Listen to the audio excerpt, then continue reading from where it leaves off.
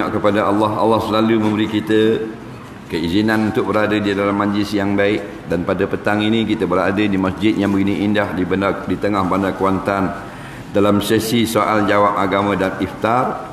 Mudah-mudahan kita berkumpul ini menarik rahmat dan barakah daripada sisi Allah, dan semoga apa yang kita lakukan ini ditulis sebagai amal saleh yang kita harapkan memberi kebaikan dan keuntungan dan kemenangan kepada kita pada hari kita akan dihadapkan kepada Allah di yaumul mahsyar nanti, insya-Allah. Jadi slot kita pada petang ini soal jawab agama saja, ini tidak ada tazkirah. Soalan yang ada pun dah cukup banyak. Kemudian kita akan beriftar, berbuka puasa bersama-sama. Jadi jangan balik lagi dan jangan makan lagi. Kita akan berbuka dengan kurma dan air sebelum bila masuk waktu buka. Kemudian kita sembahyang maghrib beramai-ramai berjemaah. Okey? Lepas sembahyang maghrib baru kurma ke nasi pula. Kurma lagi. Nasi pula. Nasi pula. Kalau kurma lagi balik awal. Mula-mula kurma, kemudian solat maghrib, kemudian nasi apa? Nasi minyak. Lepas sembahyang maghrib. Nak mari makan nasi minyak saja pun tak apa, kerana orang beri sumbangan dah. Dan kalau ada peluang kita duduk dulu untuk mendengar sedikit ilmu. Baik, kita terus kepada soalan yang pertama lah. InsyaAllah kita berbuka bersama-sama nanti. Soalan yang pertama, bersalam dengan bukan mahram adalah haram. Dari segi politik, adakah boleh pemimpin atasan bersalam dengan pemimpin luar negara bukan mahram? Dia sebut nama bracket, saya tak baca lah. Timbalan Perdana Menteri Malaysia pakai sarung tangan, salam dengan bukan mahram, boleh atau tidak? Baik. Tidak ada sebarang hadis yang secara soreh menyebut tidak boleh berjabat salam tangan dengan laki-laki perempuan. Tak sebut lagu tu. Ada datang siapa kepada kita ialah perbuatan Nabi SAW tidak bersalam dengan perempuan. Dalam peristiwa, banyak peristiwa, antara yang dicatatkan dalam hadis kisah Bai'atul Kubra. Nabi SAW mengambil bai'ah, iaitu perjanjian setia daripada sahabat laki-laki dan sahabat perempuan untuk berjanji bersama dengan Islam sama ada menang ataupun kalah. Dia panggil bai'ah. Jadi giliran sahabat laki-laki bersalam tangan, musafahah, bersahabat salam dan melapaskan akur janji setia. Sampai giliran sahabat perempuan, sahabiah, Nabi tidak menggunakan shake hand, tak pegang tangan. Nabi kata cukup dengan kalam, dengan lapas. Daripada situ dapatlah dipahami bahawasanya Nabi SAW ini tidak menyentuh kaum wanita. Pada hadis-hadis yang lain, Nabi menegur tentang diharamkan kita pegang perempuan atas dasar syahwat. Tapi tidak ada hadis yang larang jangan bersalam dengan perempuan. Biasa orang bersalam ni bukan kerana syahwat. Bersalam ini kerana bertemu saja atau menjadi adat setempat. Yang Nabi larang pegang perempuan di taman bunga, pegang dalam kereta, pegang tepi sungai, tu pegang syahwat. Walau bagaimanapun, maka pendapat yang kuat oleh kerana tidak ada suruh pegang secara soreh, tidak ada larangan pegang secara soreh, maka pendapat itu balik kepada hal, iaitu hal menjadi sandaran bagi hukum. Iaitulah oleh kerana Nabi berpesan jangan kita pegang perempuan dalam kita berseronok-seronok tanpa hubungan nikah, dan Nabi pula tidak bersalam dengan orang-orang perempuan ketika peristiwa yang sangat besar. Maka ulama ijtihadnya memfatwakan haram berjabat salam laki-laki dan perempuan dalam keadaan aman.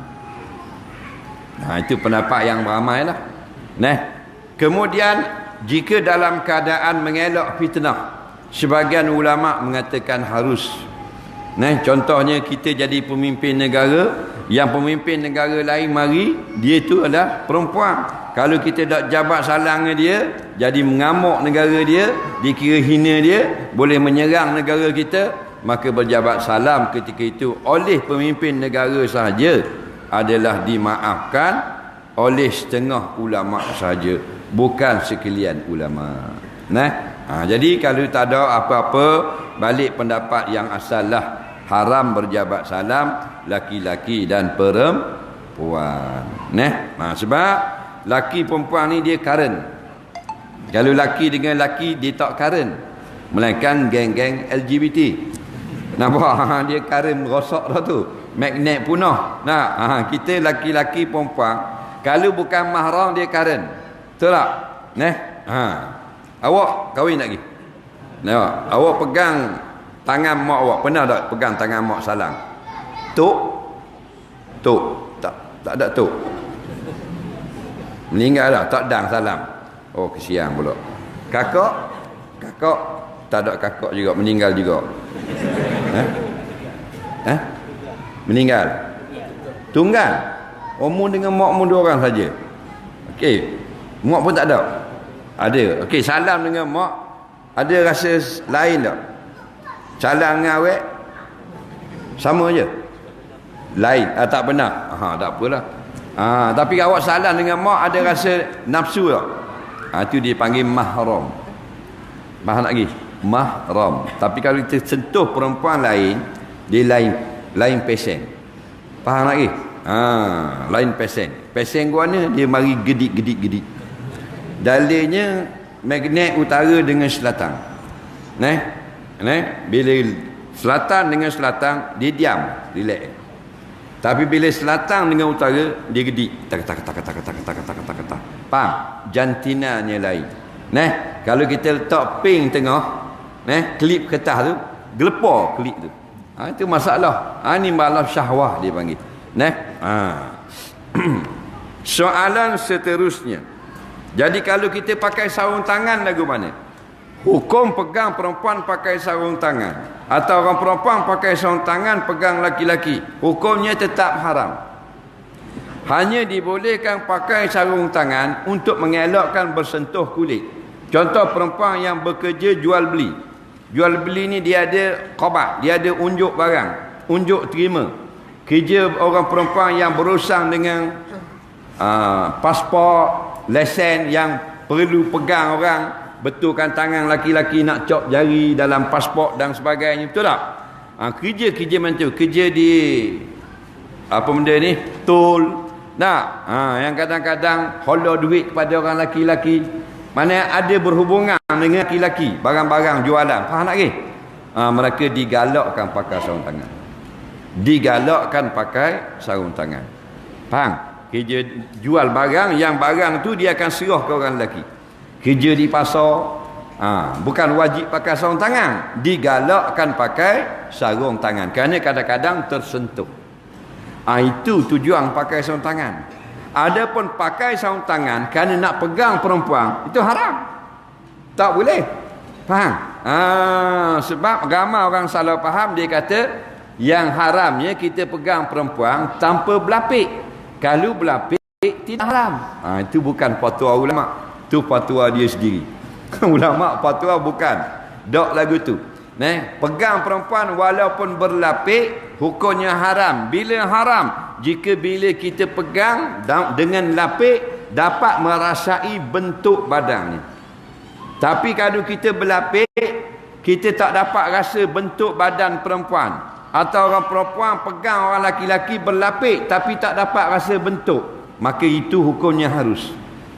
Sebab tu boleh kalau kita nak pegang awek, dia ada cara dia. Awak pergi tepi patah, baringkan awek di atas patah dan lapik di belakang dengan sekeping plywood, dan kita raba ke atas. Ada rasa tak? Rabalah 3 minggu. Nampak tak? Bila tidak ada rasa, itu dibenarkan syarak. Kerana bila kita letup, keras, tak rasa orang di bawah. Faham? Adapun bila kita pegang walau berlapik, terasa bentuk auratnya ada dalam genggaman kita, boleh merasai, hukumnya haram. Faham? Kalau tak haram sedap. Nak, tak usah buka baju ah. Raba kuat atas luar dada. Mari pejabat kamu, tangkap. Bah, ada baju. Faham? Dia raba kuat luar. Faham tak lagi? Hukumnya tetap haram. Sebab walau berlapik dapat rasa tak? Rasa itu syahwah yang rosak jika tidak ada hubungan nikah. Maka syahwah itu haram. Nak? Kalau darurah boleh, tak ada masalah. Bukan kata orang perempuan haram kita pegang pakai dengan suka-suka hati. Sama laki-laki pun haram pegang kalau bahagian aurat.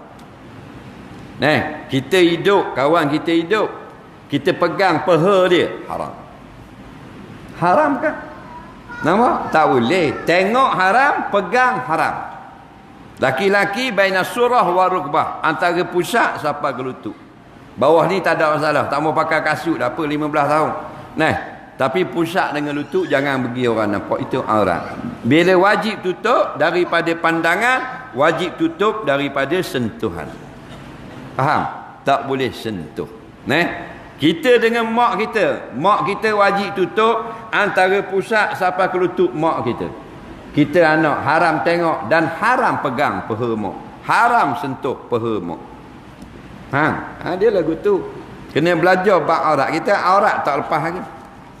Ayah dalam rumah pakai spender, berat nana. Selalu pergi mari depan anak pakai spender. Turun daripada takat atas ayah, lalu ke depan anak ramai-ramai, dia ambil pula benda apa di dapur. Anak tengok. Ayah pakai spender tu, orang bongok punya ayah. Adik tanya abang, Undertaker. Tak boleh ayah depan anak-anak ni antara pusat sampai ke lutut, wajib tutup. Faham tak lagi? Soalan seterusnya, apakah hukum saya niat puasa selepas azan subuh? Jawabnya boleh kalau puasa sunat. Ada pun puasa fardu mesti niat malam. Subuh bukan malam, subuh siang. Apa makna malam? Kita buka dalam kitab Qamus Munjid, Qamus Muhit, Lisanul Arab. Dia kata makna lail min tulu'il fajr. Nampak? Wa fi ada qamus yang lain min waqti subhi ila ghurubi syamsi. Itu makna siang. Dan akasnya itu wahwal lail. Faham lagi? Iaitu min ghurubi syamsi ila waqti subhi. Daripada maghrib sampai masuk waktu subuh, itu namanya malam. Faham? Bila masuk waktu subuh, namanya siang. Bukan cerah, dia panggil siang. Jadi dalam hadis kata, Nabi kata malam yubayyitis siyam qabla al-fajri fala siyamalah. Siapa yang tidak berniat pada waktu malam sebelum subuh, maka tiada puasa baginya kalau puasa wajib. Maksudnya puasanya tidak sah. Nampak? Ada pun puasa sunat boleh. Faham? Pukul 10 pagi pun boleh, pukul 12 pun boleh. Yang lepas zuhur khilaf ulama, tak ada masalah. Ada khilaf mudah bagi kita. Faham? Tapi syarat belum lagi makan. Kita pukul 11 pagi, biasa kita puasa hari Isnin. Hari tu pukul 11 pagi hari Isnin baru tengok, tak ingat semalam niat puasa hari ni Isnin. Tengok 11 pagi, boleh niat 11 pagi. Dalam hati aku niat melakukan puasa Isnin pada hari ini kerana Allah. Boleh lagi 11 pagi. Kalau puasa sunat, faham tak? Tapi syarat belum makan. Jangan pukul 9 makan dah, tosir 8 utir. Faham tak ni? Mu niat pula balik awal lah. Belum makan minum. Soalan seterusnya.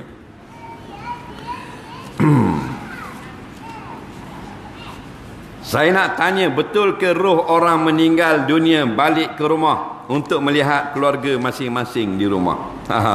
Dia ni kuat baca komik. Nampak? Banyak baca pedang Setiawan ni. Dia tak apalah. Itulah untungnya majlis ilmu. Mari bodoh balik cerdik. Nak mari tadi tak tahu apa, balik tahu dah. Perut pula kenyang. 2 kali makan ni, makan kurma sekali, nasi minyak pula sekali. Tak ada nasi minyak jaga pun untuk imam. Kami pukul beramai-ramai. Jadi gini, bila sebut roh ini adalah pekerjaan ghaib, benda ghaib. Kulli roh min amir rabbi. Satu, dia susah kita nak cakap sebab dia benda ghaib. Yang kedua, dia ini pula Allah pesan, dia adalah urusan Allah. Tak boleh cakap lebih-lebih bila roh. Kita hidup ni 2 unsur. Satu jasad, satu namanya roh. Jasad ni jasadun, tubuh. Jismun, yang berbentuk. Jismun. Jismun. Kita panggil, kalau sekolah dipanggil pendidikan jasmani. Apa dia tu? Senaman tak? Senaman. Jasmani. Mana kita untuk latihan tubuh saja, bukan roh. Roh latihannya lain, semayang, zikir dan sebagainya. Faham? Pendidikan jasmani, latihan jasmani. Jasmani itu bahasa Arab, bukan bahasa Melayu. Betul tak? Ada dulu seorang profesor mana, dia nak buat hal. Dia kata kita banyak sangat dalam bahasa Malaysia perkataan Arab. Kita elok buang perkataan Arab dan kita gunakan perkataan bahasa Malaysia kita. Profesor tu konon dia. Dia nak tunjuk cerdik dengan budak-budak, padahal bodoh. Dan nama dia sendiri bahasa Arab. Nama dia Yusuf. Yusuf Arab ke Melayu? Bahasa Arab. Nama dia sendiri Arab. Ayah dia Ali. Ali pun Arab. Dia profesor tu nama Arab, ayah dia pun Arab. Nak suruh buang bahasa Arab, buang dengan profesor tu senang, buang dalam laut. Faham tak? Jadi dia pun tak faham, dia nak cerita. Jadi bahasa Arab jasmani maknanya tubuh. Satu lagi roh. Faham? Dia perkataan Arab ni dia boleh letak tambah huruf ya di belakang. Kalau jasmun mana jasmani, yang dibangsakan kepada tubuh. Kalau roh, ruhani, yang dibangsakan kepada roh. Jadi roh di dalam, jismun, tubuh di luar. Bila bergabung dua ni, hiduplah kita.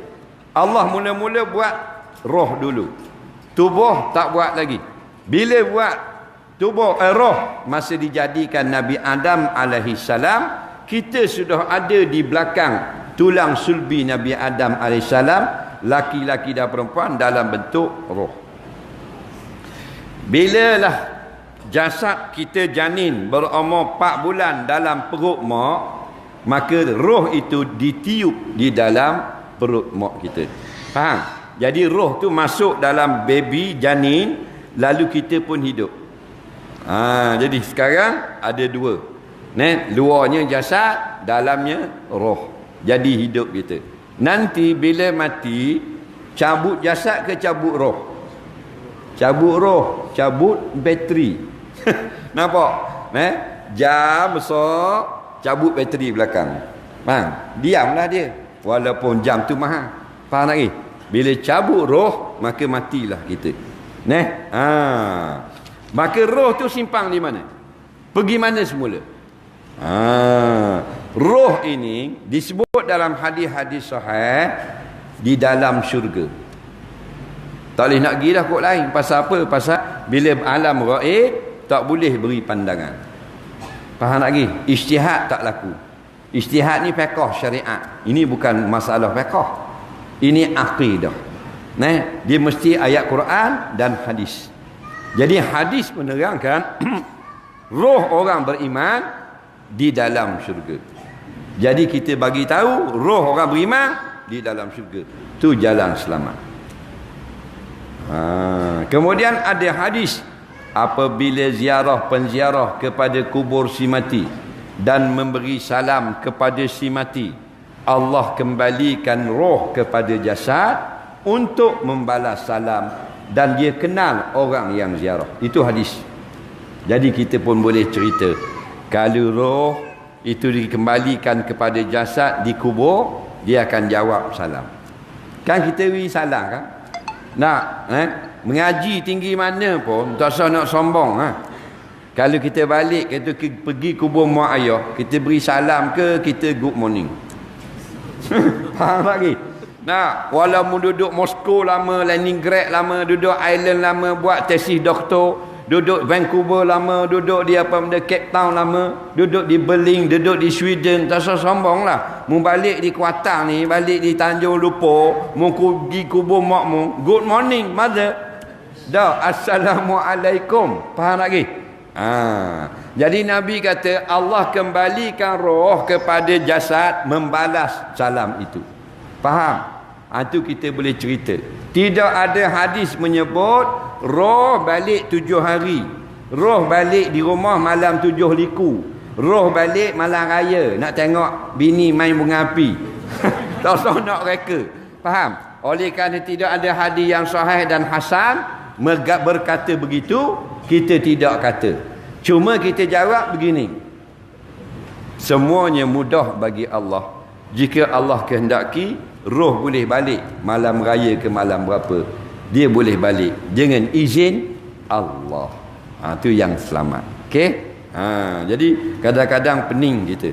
Dah tanam 7 hari dah, orang nak beraya, nak comel rumah apa semua, nak sipang lah katil masuk dalam rumah. Mak kata jangan sipang lagi. Ayah mau balik malam raya, esok malam raya. Nampak tak? Ayah KO seminggu dah. Mak punya pegangan, ayah balik malam raya. Tu yang mak pakai lawa. Bukan ayah balik zombie kampung pisang. Jadi kena ingat, tidak payah bagi Allah nak datangkan roh melihat anak isterinya. Betul tak? Mudah bagi Allah. Dan boleh jadi jika Allah kehendak, mudah berlaku. Cuma kita tidak beriktikad jika hadis tidak menyebut begitu. Soalan seterusnya, betul ke ziarah kubur hari Jumaat dan Sabtu ketika roh berada di tanah kubur untuk melihat orang ziarah? Tak betul. Dalam kitab-kitab tentang ziarah, kitab hadis semua tentang ziarah, yang sahih dan yang hasan adalah umum. Ziarah kubur itu umum. Faham? Tidak ada menetapkan hari sekian roh jawab salam, hari sekian roh tak jawab salam. Hadis itu umum. Jika Allah kehendak, Allah kembalikan roh dan dia jawab salam dan dia kenal orang yang datang. Kalau dia tak kenal, dia tidak kenal masa hidup. Nampak? Sebab tu salam ini, jawab salam ini, dia ada wajib, dia ada haram, dan dia ada makruh jawab ataupun tidak dijawab salam. Bila wajib jawab salamnya?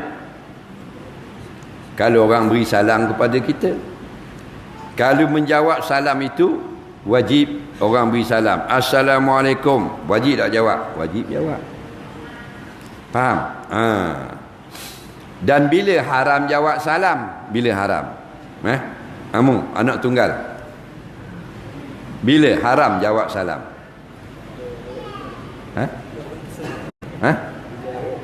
Awet beri salam. Betul juga. Ada kaul begitu. Ada ulama fiqh fatwa lagu tu, kalau boleh mendatangkan fitnah. Haram jawab salam secara keseluruhan ialah menjawab salam imam.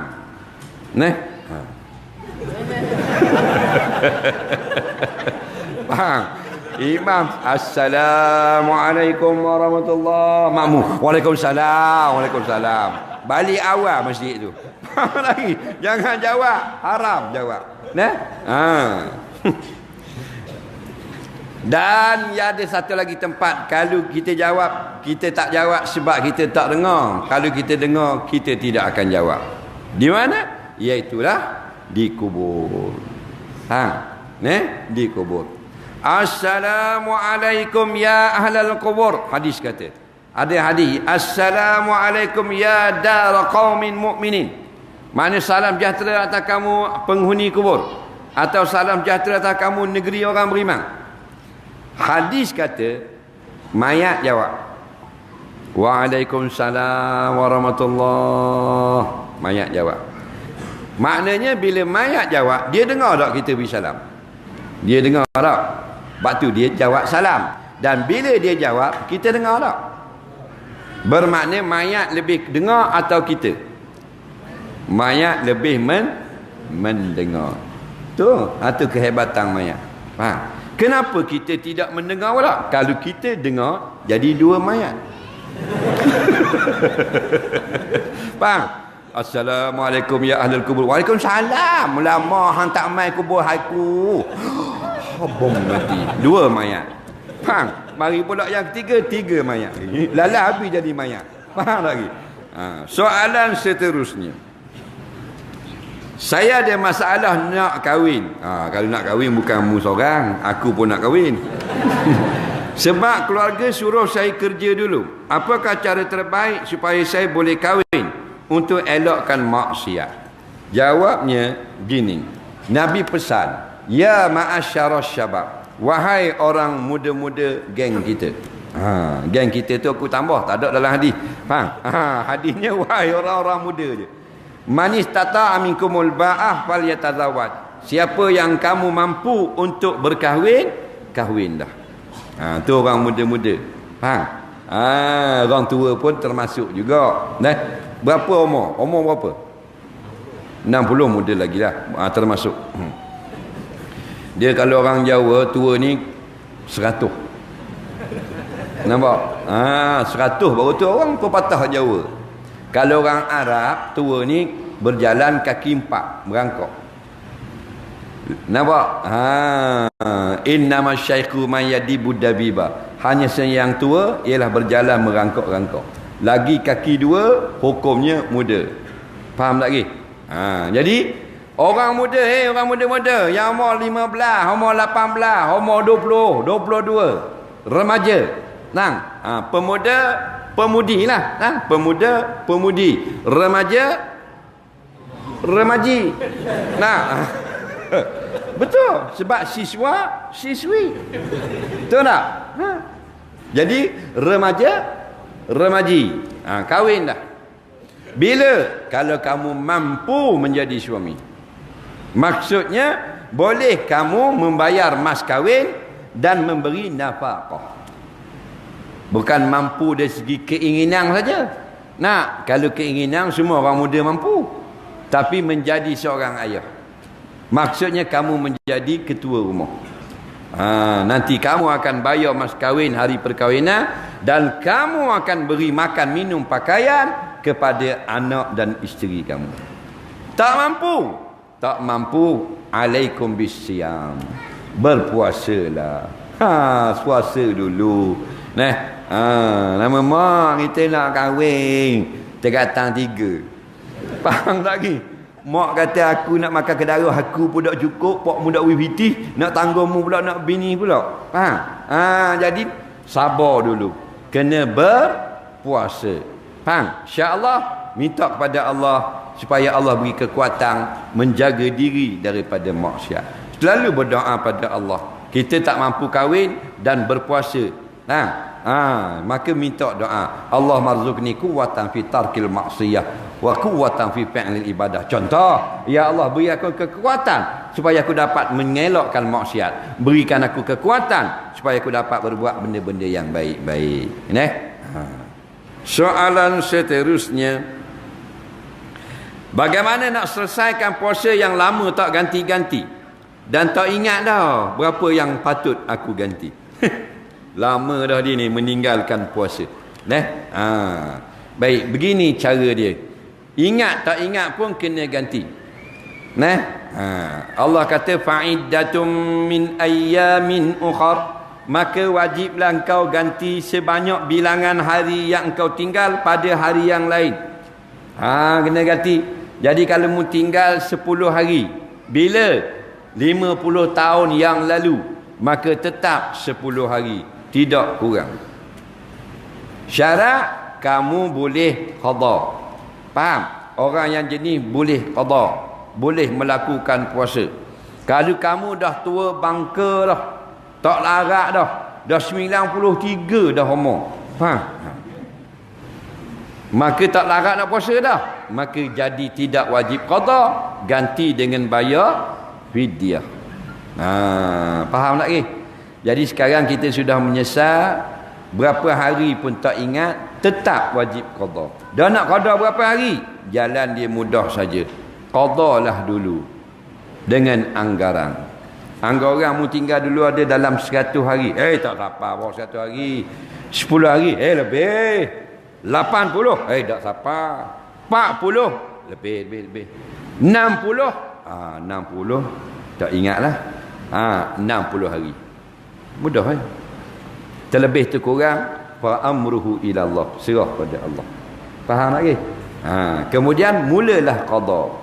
Nah, kata ulama, insya-Allah bila kita qada walaupun tak ingat berapa hari, sampai bila kita sudah lebih, akan datang satu perasaan dalam hati kita seolah-olah sudah lebih jumlah aku qada. Faham lagi? Jangan sekarang tak rasa apa-apa. Kerana mu sehari pun tak qada lagi. Faham? Nak rasa kepala otak apa? Faham? Mu tinggal 15 tahun. Faham tak lagi? InsyaAllah teruskan qada sampai satu masa kita akan berasa lebih. Orang tanya Imam Nawawi, yang lebih lagu mana? Yang lebih jadi puasa sunat. Tidak membazir sedikit pun. Soalan seterusnya. Kalau suami tak semayang, boleh tak isteri minta cerai? Jawabnya, boleh. Faham? Kerana isteri dia ini menanggung zuriat suami. Nah, benih suami akan dia tanggung di dalam rahimnya 9 bulan pada adat. Paling kurang 6 bulan. Paling lama orang hamil, lama mana? Pregnant. 4 tahun. Jangan main-main. Zaman Imam Ahmad bin Hanbal, Imam Hanbali, dia kata jirang aku mengandung 3 orang anak 12 tahun. Mana satu kandungan 4 tahun. Dan aku pergi tengok baby keluar gigi belakang. Tu imam tak berani nak belah mulut. Takut gigi di baby. Faham tak? Gigi semua ada atas bawah. 4 tahun baby. Nah, itu nadir, jarang berlaku. Okey? Maka kalau dia tidak semayang, kita suruh dia semayang dulu. Bang, semayang. Saya isteri awak, saya penasihat awak. Semayang. Tak ada semayang, tak ada Islam. Man la salatalah, la dinalah. Siapa tidak ada salat bagi dirinya, tiada agama pada batang tubuh. Nampak? Jadi, tak mau semayang, saya tak mau. Awak jangan nak ajar saya. Maka boleh kita minta permohonan daripada qadi untuk membatalkan nikah. Nampak? Jangan main-main. Tersumbat daging pun boleh batal nikah. Ini pula tak semayang. Tersumbat daging lagu mana? Dia penyakit jarang-jarang berlaku bagi wanita lah, bagi orang perempuan. Tersumbat daging ataupun rotok, tersumbat tulang. Maksudnya faraknya, kemaluannya tersumbat tulang. Suami tak boleh nak jimak. Jadi sakit bahan divider. Faham? Nampak? Dah tengah ada tulang. Jadi tu hukumnya, walau begitu boleh minta fasakh. Tak? Dengan mahkamah syariah. Padahal bukan jahat perempuan tu, hanya masalah kesihatan. Ini suami tak semayang. Tak semayang ni jahat pada iblis. Iblis tidak mau tunduk sujud kepada Adam. Tahu tak? Bukan kepada Allah. Orang tak semayang tak mau sujud kepada Allah. Orang tak semayang jahat dari iblis. Tahu tak? Jadi layak tak jadi suami kita? Tak layak. Boleh minta cerai. Tapi kita sekarang tak kira akhirat. Jarang perempuan yang kira akhirat. Ni kira dunia. Asal dapat hidup senang, mewah, dapat duit, suami tak semayang, suami kaki judi, suami penipu, suami apa benda pun tak tahu akidah pun tak ada peduli. Soalan seterusnya. Kawan saya puasa tapi tak semayang. Apakah status puasanya itu? Ni ramai juga penyakit puasa tapi tak semayang. Dia begini, puasa ni sama dengan ibadat lain, dia bergantung di atas semayang. Nabi kata umududdin as-salah, segala tiang-tiang agama ialah semayang. Kita nak buat rumah PPRT kena ada tiang, baru boleh masuk dinding, tikar, latar dan sebagainya. Nak buat kondo mewah, banglo, semi D, semi X, semi Q, faham? Rumah apa pun mesti ada tiang. Betul tak? Baru boleh masuk lantar zakat, dinding puasa, atap haji. Tanahnya iman. Tiangnya sembahyang. Faham? Jadi kalau mana tidak ada tiang, runtuh dak rumah. Runtuh. Faman tarakaha faqad hadamadin. Siapa yang tidak ada sembahyang, tiangnya sudah runtuh, maka agamanya punah. Dah kalau sembahyang saja hak lain tak buat, hak tu rumah beruk. Beruk rumah dia tiang. Beruk duk atas tiang. Faham? Sembahyang saja, zakat dak, haji dak, puasa dak, tu beruk namanya. Faham lagi? Jadi ulama pun jawab, ibadah orang yang dilakukan oleh orang-orang yang tidak sembahyang, ibadahnya tergantung. Dan akhirat dikira tak? Tidak kira. Selagi tidak ada tiang. Maka hadis berbunyi awalu ma yuhasabu alaihi al-abdu fil qabri as-salah wa in saluhat salaha sa'iru amali wa in fasadat fasada sa'iru amali. Kama qala. Awal-awal ditanya tentang amalan di dalam kubur kepada mayat ialah semayang. Jika ada semayang, maka eloklah ibadat yang lain. Tidak ada semayang, ibadat lain tidaklah diambil kira. Jelas tak lagi? Penting semayang. Sebab itulah kita nak minat berbagai-bagai tak ada masalah. Kamu minat Liverpool, aku Manchester United, aku JDT. Tu tak ada hak tu. Semayang jangan tinggal. Faham? Ni minat rollerblade. Ni minat main badminton. Ni minat rugby. Tu tak ada masalah. Semayang jangan tinggal. Faham? Rambut panjang, rocker. Faham tak? Asal ada semayang boleh tahan. Tidak balik awam, tak ada semayang, duduk dalam neraka saka kat gini. Faham? Soalan seterusnya. Allah firman laki-laki baik untuk perempuan baik. Adakah seorang penzina dah taubat akan jodoh dengan penzina juga? Bagus soalan. Dia kata Tuhan kata laki-laki baik untuk perempuan baik. Perempuan baik untuk laki-laki baik. Dia ni pernah berzina dan bertaubat. Adakah dia tak dapat kahwin dengan perempuan baik? Bagus soalan. Dia dapat banyak pahala petang ni. Memang betul ayatnya berbunyi al-khabisat lil-khabisin wal-khabisun lil-khabisat. At-tayyibat lit-tayyibin wat-tayyibun lit-tayyibat. Baik jodohnya baik, buruk jodohnya buruk. Itu bukan syarat. Itu galakkan dan karma saja. Adat, hukum adat. Adat kata yang baik jalan lawannya yang baik, yang buruk lawannya yang buruk. Adat kata. Dalam hadis yang lain, azaniyatu la yankihuha illa zanin aw musyrik. Betul tak? Dalam Quran kata laki-laki perempuan yang pernah berzina tidak berkahwin dengan dia melainkan suami yang pernah berzina juga. Nampak? Dan begitu juga laki-laki yang pernah berzina tidak kahwin dengan dia nanti melainkan dengan perempuan yang pernah berzina juga. Apa maksud dia? Maksudnya laki-laki yang jahat dan perempuan jahat yang tidak bertaubat. Ada pun bertaubat, itu lain. Siapa yang sudah bertaubat tak masuk dalam ayat itu. Dia layak berkahwin dengan orang yang baik-baik. Sebab dia jahat tadi berzina. Bila dia bertaubat, jahat atau tidak? Tak ada dah nama jahat. At-taibu anizam bi habibullah. Orang yang taubat dari dosa, dia kekasih Allah. Bila sudah jadi kekasih Allah, dia akan berkahwin dengan orang yang baik-baik. Faham tak lagi? Jadi bukan syarat. Yang penting ialah kita bertaubat. Bila bertaubat, Allah terima kita. Walau jahat lagu mana pun taubat terbaiklah. Baik lagu mana pun kalau tidak ingat taufik daripada Allah, balik awal. Soalan seterusnya. Ada derma-derma tak? Sekejap lagi. Saya sudah umur 20-an dan masih tidur dengan mak. Boleh atau tidak? Tak boleh. Kita sudah 20-an berlainan jantina, kena tidur asing-asing. Kalau ada bilik, kalau tidak ada bilik dibenarkan, tetapi dengan alas tidur yang berlainan. Kita tak ada bilik, terpaksa tidur dalam satu bilik dengan mak kita, boleh, darurah dipanggil. Tapi jangan satu bantal dan satu selimut. Nah, biarlah bantal yang asing-asing ataupun alas tidur yang berasingan. Nah, dia mula kita asing laki-laki perempuan bila umur 10. Hadis kata, wa fariqu fil madaji'.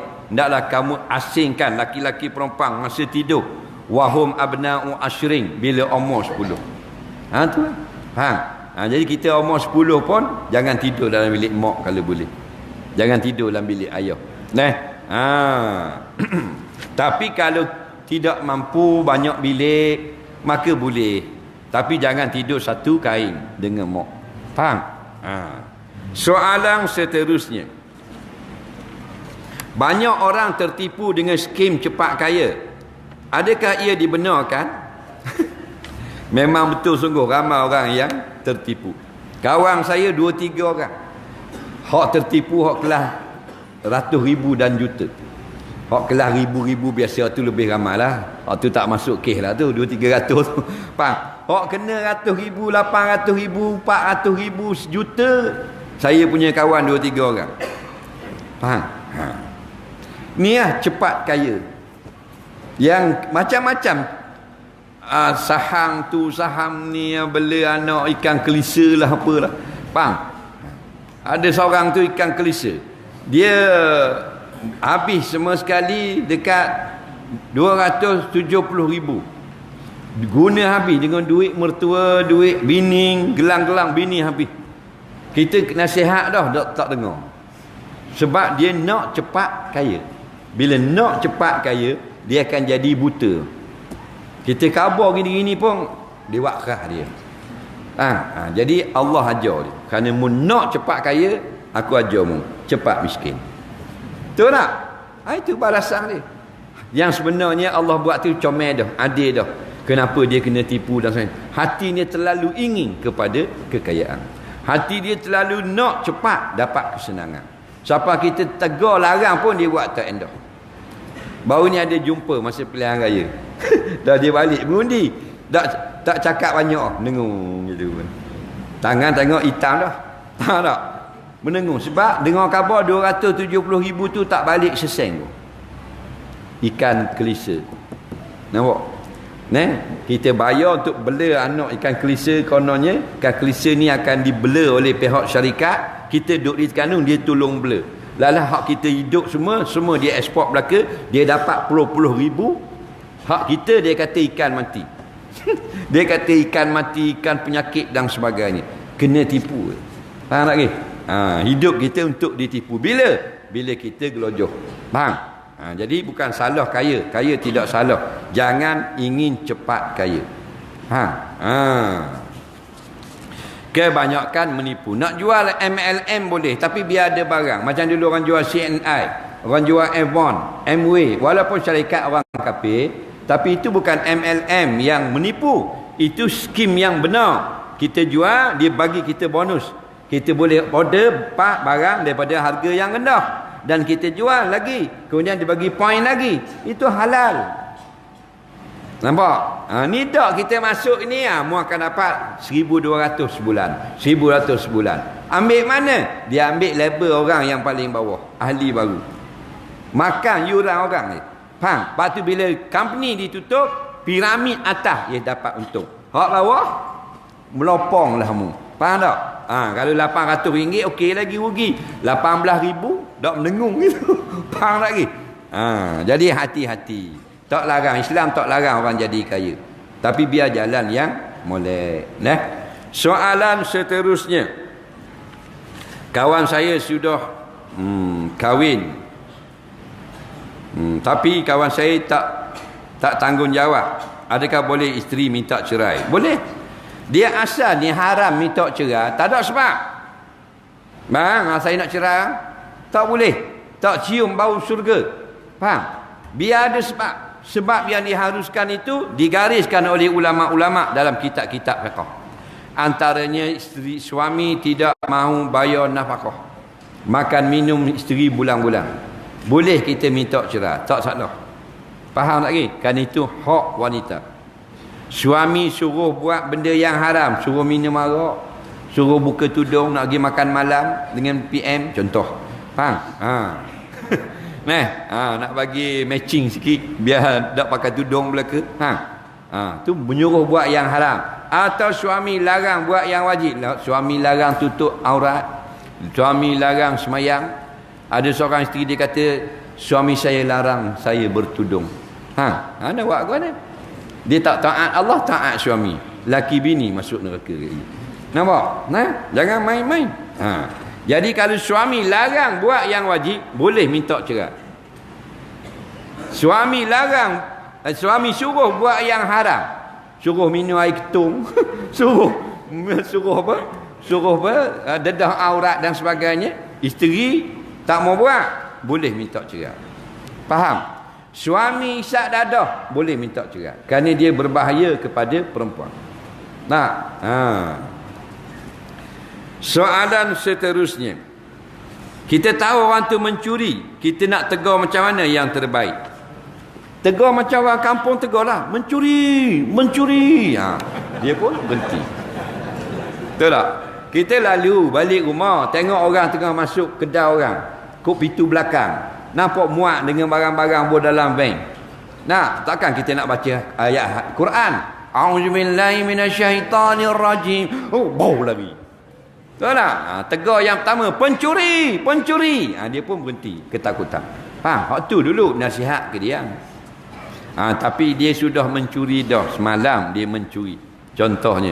Hari ni baru kita tahu dia mencuri. Kita nasihatlah. Kerana ad-dinun nasihat, agama itu nasihat. Kita tahu dah dia mencuri duit syarikat, dia ada tipu duit overtime, panskat dia tipu. Faham? Kita beritahu dia. Beritahu molek-molek lah. Jangan dia marah. Assalamualaikum Tuan Pengarah. Waalaikumsalam. Saya dia tahu pengarah ni menipu overtime. Berani ke tak kalau pengarah? Nampak? More fish boy. Tak ada kira siapa-siapa. Wala tafsyawun nas. Jangan takut manusia. Tegurlah. Faham? Tapi cara kita tegur ialah cara yang kita anggarkan dia tidak marah pada kita. Faham? Soalan seterusnya, boleh tak puasa 6 kita buat sekali dengan puasa ganti? Boleh. Dia dua pendapat. Sebilangan ulama kata tak boleh gabung-gabung. Sebilangan ulama fiqh kata boleh. Oleh itu saya ambil fatwa yang kata boleh, silakan. Dan mana afdal? Afdalnya kita buat suku-suku. Puasa qada suku hari 3 hari, puasa 6 suku 6 hari, dapat 9 hari. Jadi lebih banyak. Kaedah kita ma aksaru fa'la aksaru sawaba. Lebih banyak kita berbuat, lebih banyak pahala. Tapi kalau kita nak gabungkan juga, silakan. Tak ada orang boleh larang. Kerana ramai ulama fiqh mengatakan harus. Cara niat gabungnya gini. Esok nak niat puasa ni, aku berniat mengerjakan qada puasa Ramadan esok hari serta sunat Syawal kerana Allah Taala. Dua-dua dapat. Qada pun sudah tertunai, sunat Syawal pun dapat, insya-Allah. Ijtihad la yunqidu ijtihada. Satu pandangan ijtihad tak boleh membatalkan ijtihad ulama yang lain. Soalan seterusnya, bagaimana wang PTN? Sekarang sudah kerajaan baru. Mana aku tahu, tanya kerajaan lah. Aku bukan kerajaan. Nampak tak? Ramai sangat tanya. Kita bukan wakil rakyat, bukan menteri besar, bukan kerajaan, bukan. Kita, saya rakyat macam awak juga. Faham tak ke? Tak ada kelebihan apa-apa pun. Faham tak? Anak tanya kerajaan, tak ada kena-kena dengan kita. Tu kerajaan Terengganu, kerajaan PAS tu, alhamdulillah. Tak betul aku katok pula lagi. Faham tak? Kerja kita katok. Bila tak betul, bila betul silakan. Faham tak lagi? Bukan kita wakil rakyat. Kita lelah gini kau, duk main biar lokang gitu juga. Macam mu juga dah. Betul tak? Sama je. We are the same. Cakap kau putih sikit, pagi tadi makan cikedi. Sambil-sambil tu kita jalankan kutipan infak Ramadan. Jadi bangun sekarang petugas untuk memungut. Jika ada yang ingin memberi sumbangan, duit tuan-tuan ini kita akan gunakan untuk Ramadan ini. Untuk beli kurma, dan sebagainya.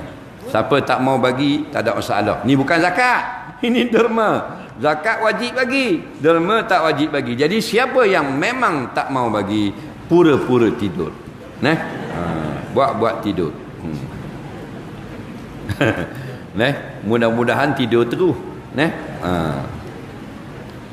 Allahu Rabbi. Seronok hari ni.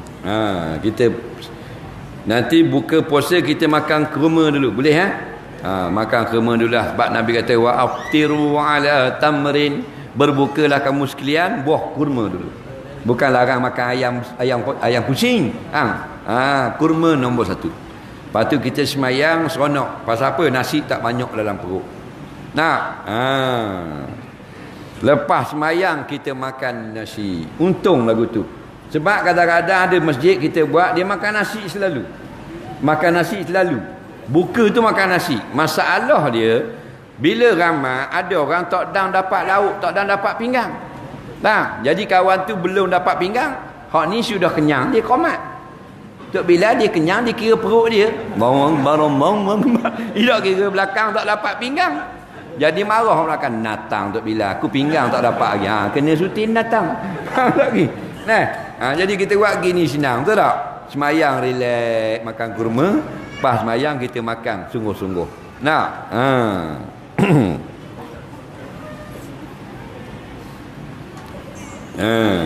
Ramai dalam inbox tanya kita dalam kerajaan macam ni, nak buat macam ni kerajaan ni. Banyak dalam inbox, dalam WhatsApp pun hak tak dikenali. Jadi macam mana ni? JKK ada lagi ke tak ustaz? Manalah aku tahu. Ramai tanya kita, JKK ada ke tak lagi? Lepas tu masalah dana raya, dia tanya kita. Faham? Kita bukan masuk calon. Nampak tak? Kita tolong ceramah je bila kita nampak betul. Faham? Kerja kita. Orang lain waktu tu, jadi datuk lagi orang lain, Datuk Seri ke apa tu orang lain. Kita cak ayang gini. Tak? Kita seronok cak ayang gini je. Baik, sambil-sambil kita menderma, kita tengok soalan lagi. Sini buka pukul apa? Kita akan berhenti 2 minit sebelum berbuka untuk imam membaca doa. 7.14. Mau lewat sini. Terengganu 6 suku. Dah lepas menang ni kan. Jadi awal.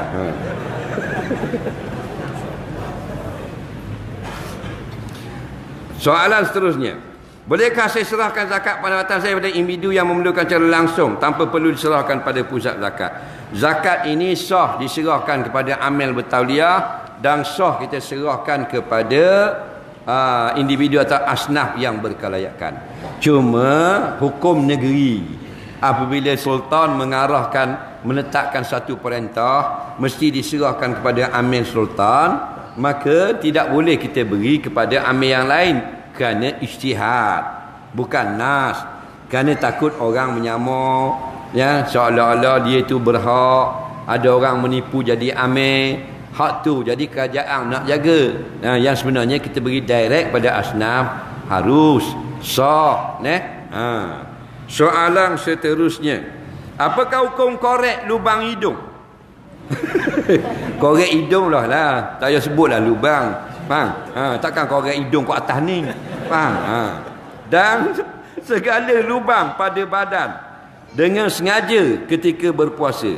Baik, apakah hukum korek lubang hidung dan sebut segala lubang yang ada pada badan ketika sedang puasa? Parok dia ni. Segala lubang dia korek. Faham lagi? Orang korek hidung dia habis lubang, semua lubangnya korek belaka. Bagus-bagus dia. Betul dah? Untung dia. Sekejap dia bodoh. Lepas dapat jawapan, tak bodoh dah dia. Jawabnya dengar baik-baik. Lubang yang kata haram dimasukkan suatu ain benda ialah lubang rongga terbuka saja. Rongga tak terbuka tidak apa. Contoh cocok di lengan tak apa, cocok punggung tak apa, cocok perut tak apa. Tak boleh rongga terbuka. Masuk rongga terbuka lubang hidung, mulut, telinga dan kemaluan. Faham? Maka kalau lubang mulut tak boleh lebih pada huruf halqum. Kita ambil air buh dalam mulut bulan puasa, buh air atau guna cetong. Tadi saya tengok tu imam buat. Bubuh. Lepas tu koma kerana ambil wuduk. Betul tak? Tu imam tu bila suka buat. Tu bukan batal puasa. Tu koma-koma. Mat-madah. Ambil air bola hidung pula. Buat keluar air. Itu istinsyak kata Nabi. Ya, tak batal puasa. Pasal apa? Pasal air masuk dalam kelopak hidung. Bukan masuk dalam otak.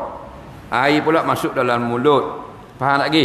Tidak masuk sampai dalam tekak. Nak? Batu tak batal kita berosok gigi. Gosok gigi, beruh gigi masuk dalam mulut tak?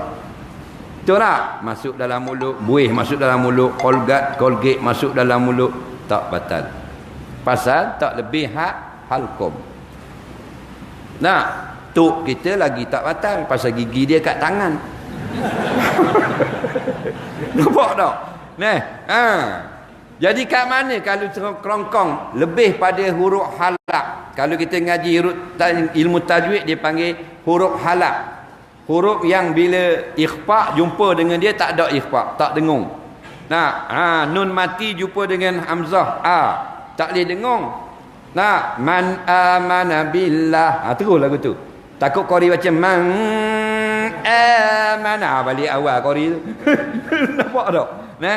Tu panggil huruf halak. Jadi maksud suatu lebih pada tekak, dia panggil menelan. Tu orang panggil makan. Itu batal puasa. Faham? Bagi air, bagi air. Jangan minum, bagi dulu. Minum aku tak tanggung. Bagi dulu. Jadi gitulah. Lebih pada halqum batal. Faham? Cabut gigi, masuk pelayar dalam mulut. Bukan lebih halqum, tak batal. Huruf halqum macam hamzah. Ain. Kha. Tak. Itu hamzah. Kalau huruf ba, kat mana ba? Ba, bibir. Bibir tak batal. Ba, brim. Itu bibir. Tak.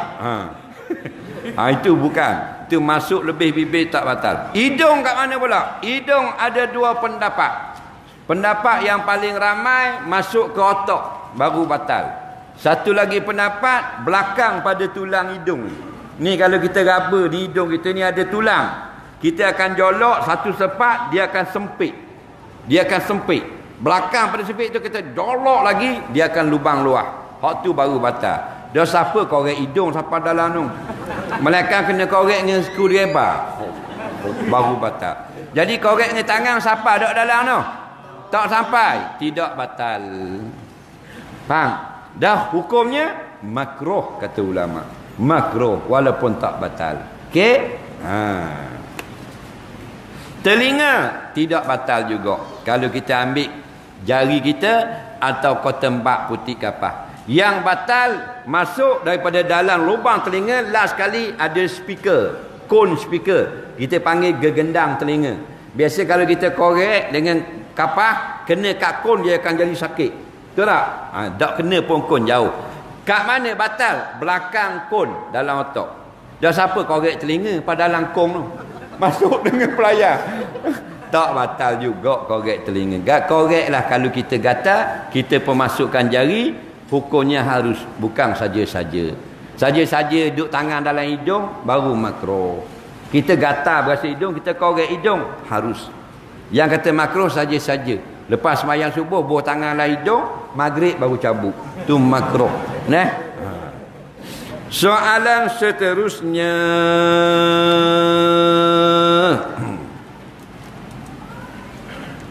Mandi acap kali bulan puasa boleh atau tidak?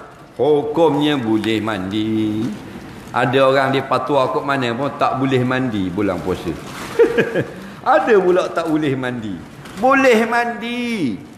Faham? Boleh mandi, boleh gonyoh gigi. Cuma ulama' je, ulama' mazhab khilaf. Mazhab Syafi'i kata bila dah zuhur, tidak afdal kita bergosok gigi. Mazhab Maliki kata masih lagi afdal gosok gigi. Tu je khilaf. Kita pandai fatwa tak boleh mandi. Tak boleh menelan air liur pula dah. Lepas tu beludah apa penuh. Tikak tu imam 2 baldi air liur. Tikak tu bila 3 baldi. Puek. Jadi pengotor dah pula. Allah. Padahal dia sunat kita telang supaya hilang rasa dahaga. Betul tak? Dan kita sunat mandi. Cuma bila kita mandi, Nabi pesan jangan berlebih-lebihan, takut tertelan air. Mandi slow-slow.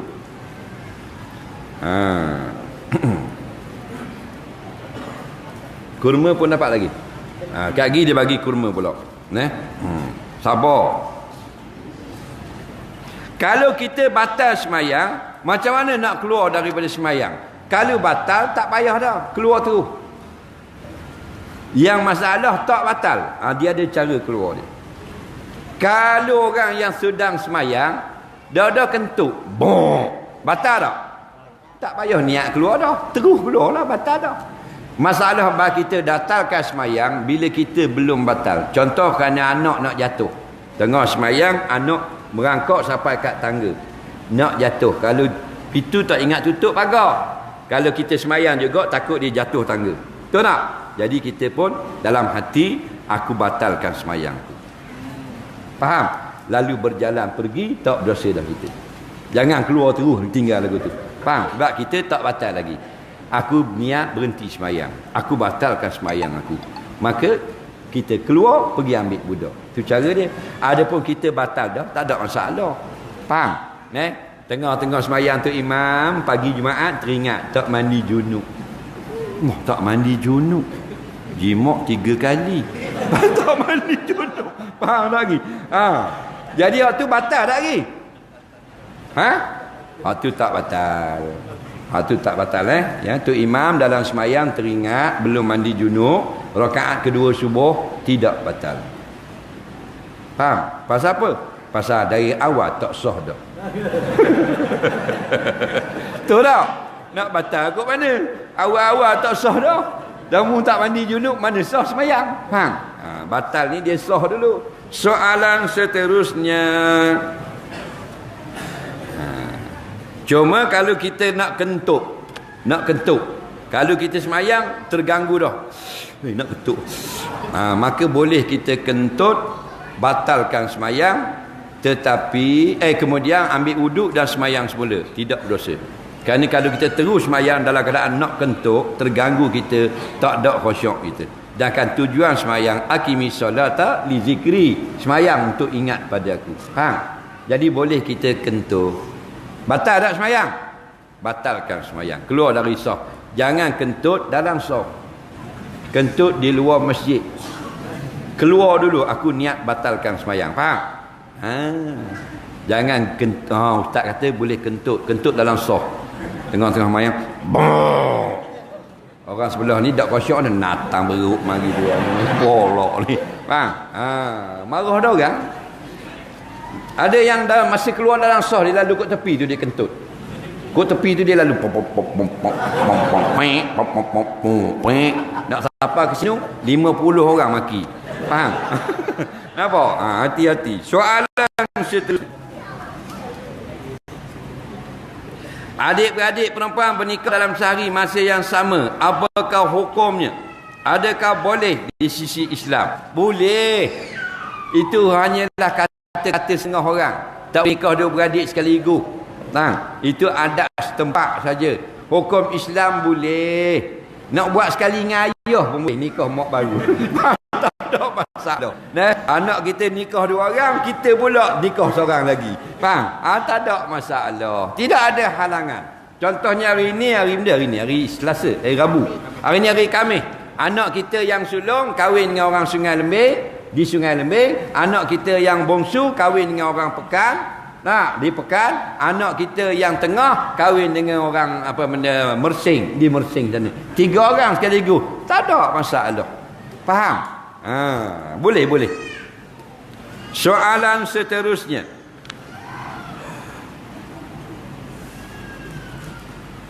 Bagaimana kita nak ajak orang muda-muda kejar Lailatul Qadar? Sebab banyak belia muda kita di Kelantan sibuk persiapan Lailatul Qadar. Minta geng-geng Kuantan pun begitu juga. Gitulah. Batulah. Yang indahnya bila kita duduk di dunia, kita kejar akhirat. Yang peningnya bila kita duduk di dunia, kita cari dunia. Faham tak? Dah kita duduklah dunia dah. duk kejar dunia lagi. Nah, ayah duk musing lah rumah. Musing, kejap pergi kat dapur, kejap ruang tamu, kejap dalam bilik. Anak tanya ayah, cari benda? Cari rumah kita. Anak kata ayah gila babi dah. Duduk dalam rumah cari rumah. Faham? Maka begitulah. Kejarlah akhirat sementara kita duduk di dalam dunia. Faham? Dunia kita tak susah mana dah. Akhirat kita. Maka galakkan orang yang belum terdedah, tak boleh kita beri banyak-banyak. Batu budak-budak yang jenis tak mari masjid, duduk atas lepak-lepak bawah pokok, tak boleh kita pergi masjid, beli kitab. Tak boleh orang tak pakai. Faham? Slow-slow je. Pakai serban, buang selojing. Bakar gitar, pakai serban. Mana orang nak ikut? Faham? Mainlah lagu dulu, nanti jemaah di masjid. Faham? Lepas jemaah sambung balik lagu. Itu dakwah, itu hikmah. Faham? Nak suruh tinggal sekaligus tak boleh. Jadi kita galak-galakkan buat majlis di masjid, mudah-mudahan orang muda mari. Faham lagi? Kalau tak buat di masjid, kita boleh buat sekarang street dakwah. Berjalan jumpa dengan orang muda-muda, dakwah tak mesti di dalam masjid, jumpa bercakap. Jangan beri ada gap. Orang muda rasa ada dinding antara ahli agama dengan orang-orang muda.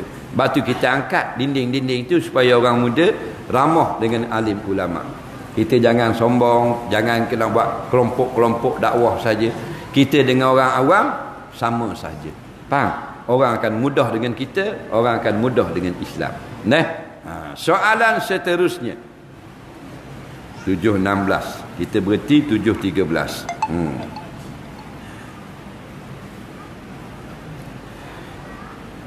Kalau kita solat sendiri subuh, maghrib, isyak, kita dah siap baca Fatihah, lepas tu ada orang imamkan kita, wajib dah ulang solat Fatihah, surah Fatihah kita? Tak wajib ulang. Kita dah baca Fatihah semayang seorang, ada orang ikut kita buat imam, tak wajib kita ulang Fatihah. Faham? Cuma sunat kita niat jadi imam, dan kalau malam sunat kita kuatkan bacaan Fatihah dan surah. Soalan seterusnya, kita semayang tarawih ikut imam, tiba-tiba dia tambah lagi serakaat, jadi 3 rakaat.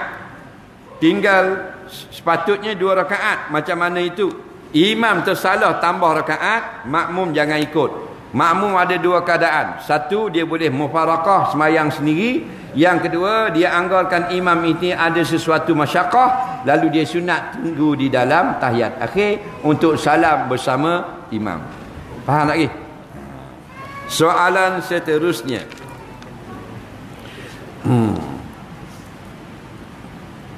hukum solat lepas haid kering, mandi wajib, ada lagi warna coklat, lepas itu tidak ada solat, contohnya zuhur dan asar. Mandi semula sebelum subuh, solat tinggal, itu bagaimana? Dengar baik-baik. Orang perempuan darah dia ada 5 warna. Warna hitam, warna merah, warna perang, warna coklat, warna kuning. Lain pada itu tak ada dah. Warna hitam, warna merah, warna perang, warna mana? Warna coklat, warna kuning. Last sekali warna kuning. Merah kehitaman, merah biasa. Dia lagu tu. Jadi kalau awak punya haid awak biasanya seminggu memang merah belaka. 7 hari merah, 7 hari merah. Habis merah kosong. Tiba-tiba pada bulan itu merahnya 6 hari dan kokohnya 1 hari. 7 hari itu haid. Faham lagi? 7 hari itu haid. Orang perempuan yang darah tidak berhenti saja boleh pakai warna. Contoh, dia ni haidnya biasa 7 hari. Tiba-tiba setelah umur 40 dia jadi sebulan keluar darah. Tak banyak, ada je. Maka hukumnya tengok ada tak perbezaan warna darah? Ada. Maka warna hitam haid, warna merah sudah kering. Faham? Kalau tidak ada hitam, dia ada warna merah dengan koko. Merah awal, koko kemudian, maka merah itu haid walaupun 10 hari. Okey? Jadi kalau penghujungnya bersambung dengan darah merah berwarna koko, maka hukumnya haid. Dan kadang-kadang dia mula-mula mari merah, okey, senang. Tapi kadang-kadang pelik, dia mari dia koko. Koko hawa menjadi merah. Hukumnya jika sudah 15 hari suci, maka boleh dikira koko itu adalah haid. Dan boleh kita tidak semayang. Oh, mari haid dah tapi kokoh. Kita tak semayang lama mana? 5 waktu semayang. Subuh sampai subuh esok. Tengok subuh esok tak ada dah, maka wajib qada. Yang kokoh semalam bukan haid. Jika ada pula, maka tak payah qada, memang 24 jamnya kesinambungan haid. Soalan seterusnya. Apakah hukum solat jemaah imam terlupa baca kunut? Tak apa terlupa baca kunut, kerana kunut bukan wajib. Kunut ini sunat abaat. Faham? Imam terlupa baca kunut, kita boleh baca kunut makmum. Imam turun sujud, kita kunut. Kita habis kunut, kita ikut imam. Dan kalau kita tak mau baca kunut, nak ikut imam juga dibolehkan. Faham tak? Yang bahaya imam terlupa rokok, terus sujud. Pas pada surah terus sujud, baru pening makmum. Jika jemaah tak pernah sah depan, macam mana nak buat? Maka orang belakang penuhkan. Berjalan pak pak pak masuk gitu. Faham tak? Tak payah jalan slow, jalan laju. 1 2 dia sudah masuk. Saya sudah test sah ni 2 jangkah saja. Jangkah yang panjang lah. 1 2 dah masuk dalam sah. Betul tak? Yang ketiga ni letak di sini, jangan letak di depan. Jadi 3 kali turut-turut batal. Ni nak tunjuk yang tak batal. 1 2 pak tak batal. Yang batal 1 2 tu batal. Yang tak batal 1 2 pap masuk situ. 1 2 pap masuk sini. 2 kali panggil turut-turut. Terus masuk sah depan. Jangan slow. Ada orang dia masuk slow. Apa slow? Bukan bola ada gambar slow. Biasalah. Soalan seterusnya. Apakah perempuan yang haid berada di ruang solat? Hukumnya boleh jika ruang solat itu bukan masjid. Ruang solat di rumah dia, boleh. Yang tak boleh masjid. Perempuan haid masuk lalu je boleh, masuk berhenti tak boleh. Perempuan tu lalu dalam masjid, nak lalu belakang pasal ada anjing, takut lalu belakang. Depan pagar tertutup, nak balik rumah sebelah, nak masuk dalam masjid, dia haid boleh. Abiri sabil, lalu tak boleh berhenti. Akad nikah dan sebagainya haram. Okey? Soalan seterusnya.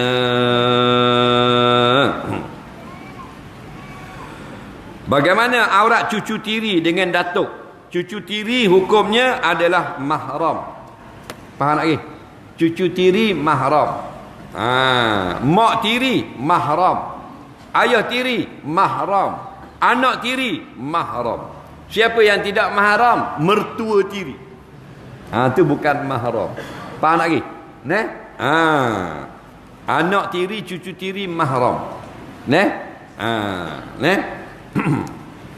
Soalan seterusnya. Maka aurat bila mahram, dua-dua tu baina surah wa rukbah, kena tutup pusat sampai ke lutut. Kalau sudah besar, kalau kecil telanjang pun tak apa, budak-budak. Hukum solat selepas haid kering, mandi wajib, ada lagi warna coklat, lepas tu tidak solat. Contoh tu macam tadilah. Macam mana duit rasuah kita digunakan untuk buka puasa? Molek lah. Duit haram buat buka puasa. Bina umeh sungguh. Tak boleh. Nampak? La yaqbalullahu salata ahadikum. Nampak? Allah Ta'ala tidak menerima semayang seorang kamu fi jawfihi haram, dalam perutnya ada makanan yang haram. La yaqbalullahu salata ahadikum. Allah tak terima. Ada dalam perut makan haram. Nampak? La tuqbalu sadaqatun min ghululin. Tidak diterima sedekah duit yang tak betul. Tapi tak tahu tak apa. Dia tak tahu. Rupanya duit tu duit curi. Faham? Dia buat tahlil, dia pergi makan tu tak apa, tak tahu. Ni tahu dah. Malam ni mari makan Tok Siok, kita ada menang loteri tadi. Faham tak? Tok Siok pergi juga balik awal Tok Siok. Hati-hatilah. Duit rasuah, duit apa, ramai orang ni. Tak apa, kita tak guna untuk kita tipu orang pun. Kita sedekah. Tak boleh, Tuhan tak terima. Faham lagi? Dan dia wajib kena kembalikan duit tu ke tuan dia yang asal sebelum mati. Sudah mati, balik awal. Susah kiranya. Baik. Soalan seterusnya.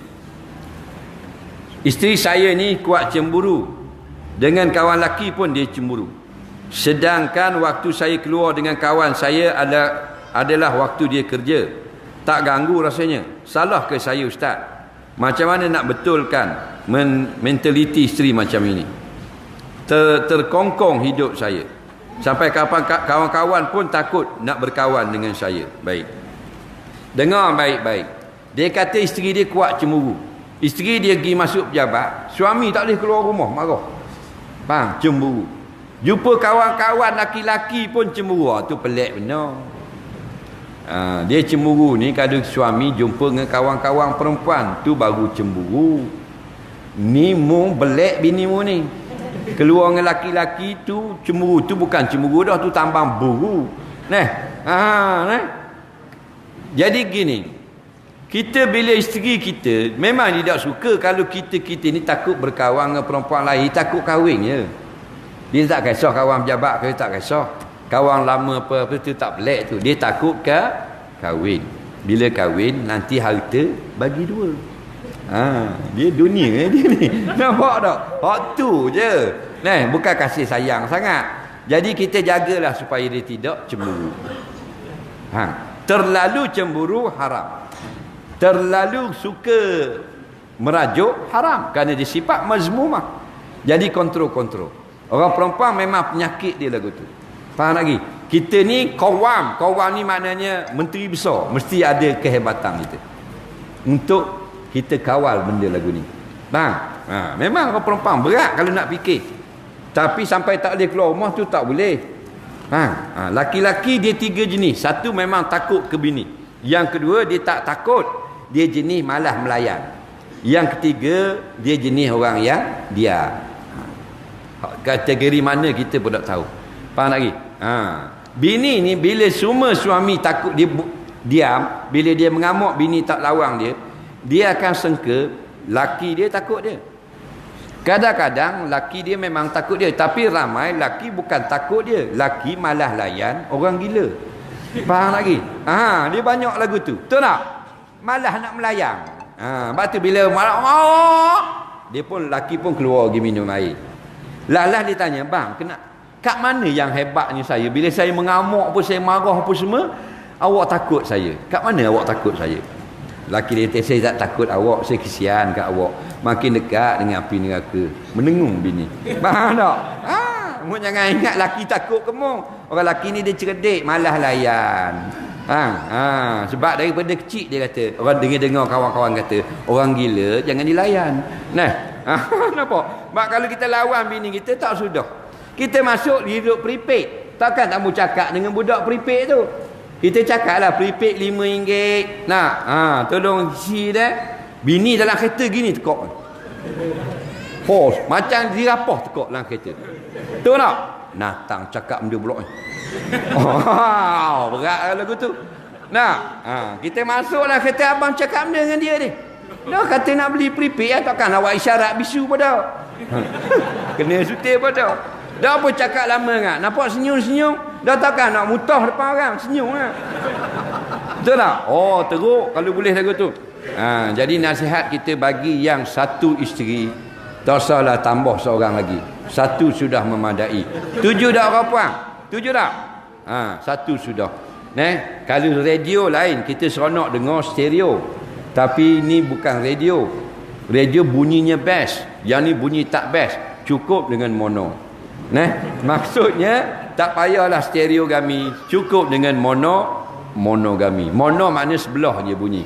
Walaupun ada bass, ada treble, ada mirin, ada conga, ada drum, ada gitar, satu tu speaker. Tak. Gitu ya bunyi. Kalau stereo, bini tua, bini muda. Faham tak? Dia belebel. Faham tak? Pening kepala mu. Dah stereo. Bini muda, bini tua, tak. Sakit kepala tengok. Bini muda pula. Teruk tak? Teruk. Aku lagi teruk. Ada subwoofer seekor lagi depan. Lagi.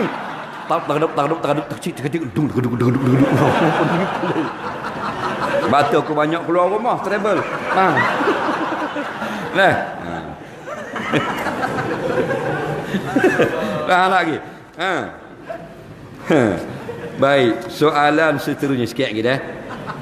Jam saya 7.05 betul tak?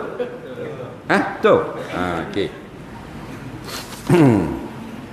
Boleh tak kita nikah dengan sepupu kita? Tak boleh, melainkan dia nak kamu. Faham? Dia tak ambil kamu, tak boleh. Dia nak boleh. Sepupu mahram. Bukan mahram. Sepupu boleh kahwin. Okey? Yang paling dekat sekali saudara kita dengan kita, ialah sepupu lah. Dialah orang yang paling dekat yang kita boleh nikah. Dekat lagi anak saudara, dekat lagi mak saudara, tak boleh nikah dah. Sepupu boleh kahwin. Dan ulama kata tak boleh kahwin. Mana ada ulama kata tak boleh kahwin? Ulama hanya kata tidak afdal. Hukumnya sah nikah, harus nikah. Faham? Cuma tidak afdal saja. Kenapa tidak afdal? Kerana keluarga kita tidak besar. Yang tula je jadi. Kalau kita kahwin dengan orang luar, jadi keluarga kita satu kampung. Betul tak? Yang kedua, bila berlaku perceraian, maka berlakulah tidak tegur-menegur antara keluarga. Betul tak? Tu je, nak kahwin silakan. Boleh tak solat sunat selepas solat witir? Boleh, tak ada masalah. Dia sahabat terbagi dua. Sebahagian sahabat dia semayang tahajud dulu, last sekali dia buat witir. Sebahagian sahabat dia witir dulu lepas tarawih, dan malam karang summa yana summa staiqaz summa yatahajjat, kemudian dia bangun, kemudian dia tahajud. Faham lagi? Dibolehkan. Yang selalu awal witir, tengah malam ujung baru buat tahajud, Saidina Abu Bakar As-Siddiq radhiyallahu anhu. Faham? Soalan seterusnya, soalan yang terakhir sebelum kita berbuka puasa. Selebihnya kita serah pada ustaz lain pula jawab, insya-Allah. Sah tak puasa kalau sebelum subuh bersama isteri? Hukumnya dia sebelum puasa dia jimak dulu. Sah tak puasa? Jawabnya sah. Faham lagi? Sebab puasa ni ialah siang. Tahan makan, tahan minum, tahan jimak siang. Nah, apa makna puasa? Al-imsa anil muftiri min tulu'il fajar ila ghurubi syamsi. Menahan diri dari melakukan perkara yang membatal dari waktu subuh sampai maghrib. Awak jimak masa mana? Lepas sembahyang subuh? Sebelum subuh boleh. Cuma bila kita dah masuk subuh, kalau tengah makan wajib berhenti. Tengah makan, Allahu Akbar, Allahu Akbar, sikit. Batal puasa. Faham? Kita tengah minum, Allahu Akbar, Allahu Akbar, sikit. Batal puasa. Yang tadi tak, pasal sudah azan. Tengah jimak, bang, subuh bang, sikit. Batal puasa. Faham lagi? Jangan nak buat sedap lagu tu. Faham tak? Seronoknya setengah minit je. Merana syahraini mutatabi'aini. Takut batal puasa tadi dan kamu kena qada 2 bulan berturut-turut. Betul tak? Padahal sedapnya bersama. Isteri kita hanya kena qada 1 hari je. Kita kena qada 2 bulan. Dia punya pasal, tukang goda, kita yang kena tanggung akibat. Betul tak? Jadi itulah qada-qada patut untuk pada petang ini. Mohon maaf ada lebih kurang dalam 8 atau 9 soalan. Kita serahkan kepada AJK Masjid untuk selesaikan pada kali yang lain. Jadi kita minta imam untuk membacakan doa dan doa berbuka puasa. Dipersilakan sekarang juga.